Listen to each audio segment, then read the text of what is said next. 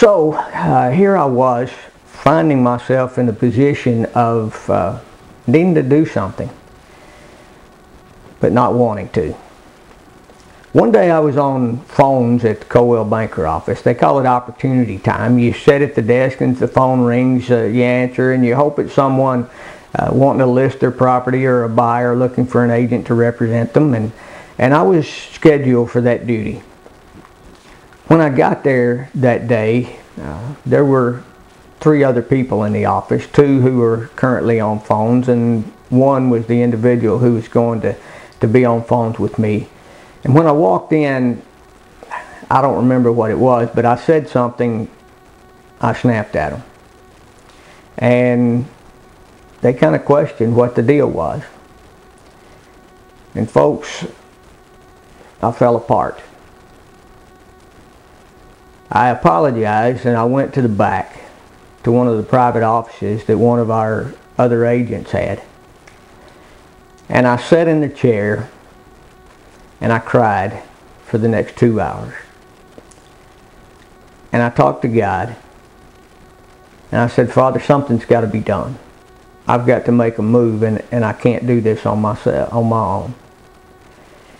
During this same time, I would sleep at night in the spare bedroom because I didn't want to keep Paula awake. And many nights I would kneel on the side of the bed and beg God for strength.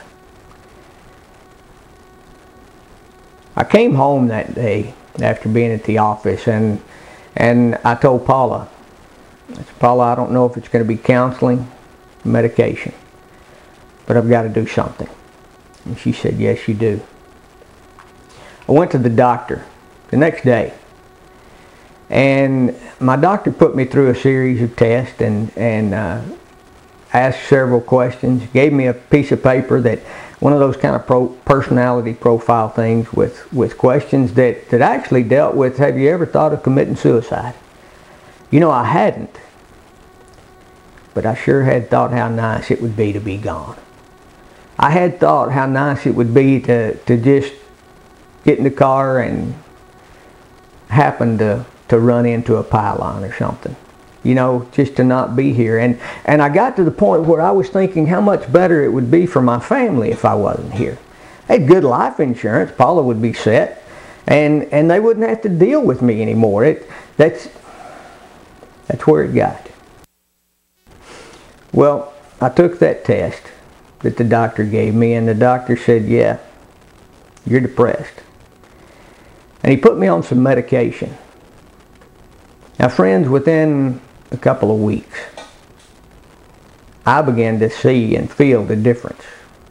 And my family began to see and feel the difference. In fact, it wasn't long before Josh and Miranda were asking Paula, who is this guy? You know, I didn't realize that I had been in various stages of depression maybe most of their lives. I had let life kind of get me down. And as I say in my book, there's a chapter there that says I used to sing, and that talks about how life kind of gets us down. That chapter is immediately followed by one called Facing Failure, and that's where I discuss this topic more in depth than I am with you today. My kids, their whole life, didn't really recognize the man that their mother had married. Fun guy. A guy who wasn't necessarily the life of the party, but enjoyed the party instead of dreading the party. Instead of playing the part, going to church on Sunday with a smile on my face, glad handing everyone, patting them on the back, telling them how great things were, and then on Monday going back and sitting in my chair in the dark. And if I did happen to be out and I saw one of them, man, if I didn't think they'd seen me, I'd turn and go the other way because I didn't want to face them. It wasn't worth the effort to speak. The reason I'm telling you this, people, is because if you're there, if you're suffering from that kind of thing, you need to get help. Whether it's going and seeing a psychologist, a psychiatrist, or going to see a medical doctor and letting him or her determine whether or not you need medication Folks, you need to do something. You don't have to live with depression.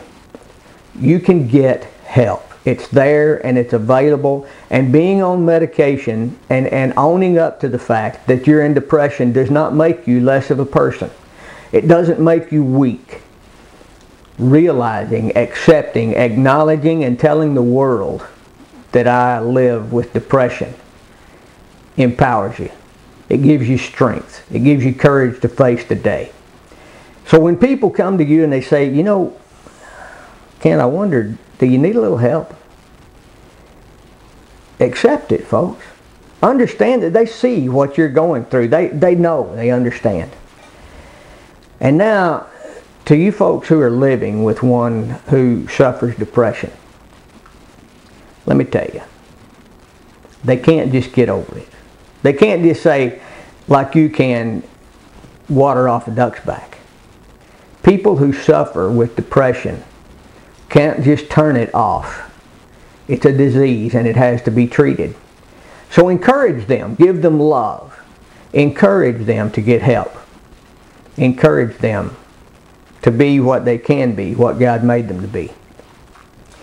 I say in my book, Everyday Christianity, in the chapter titled Facing Failure, I say in there that I believe depression is the ultimate perpetual motion machine because it feeds on itself. Depression literally needs nothing else except its own depression. And it continues to take hold of you and it continues to make things worse as long as you let it get worse. And yes, friends, it can lead to suicide. It can lead to drastic measures. But it doesn't have to. You know, people say, can't just turn it over to God. I did. And you know what He told me to do? He led me to get medication. You know, folks, I'll be on medication the rest of my life. I don't even need to try to get off. There have been times I've kind of run out of pills or I saw I was running out, so I'd cut down my dosage a little bit, and within a day or two, Paula would say, Kent, are you taking your pills? She could see it. Yeah. I suffered from depression. But thanks to God, and thanks to hitting rock bottom, I've found a way to live with it. And I want you to know you can too. And I want you to know if you don't suffer from depression, but someone you know does, they can live with it too. They can overcome it. Help them.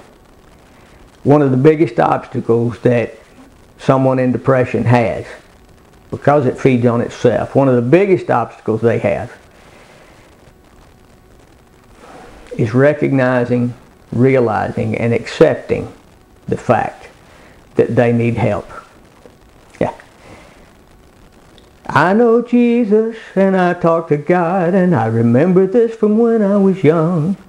Faith, hope, and love are some good things He gave us, and the greatest is love. Till next time, this is Grump.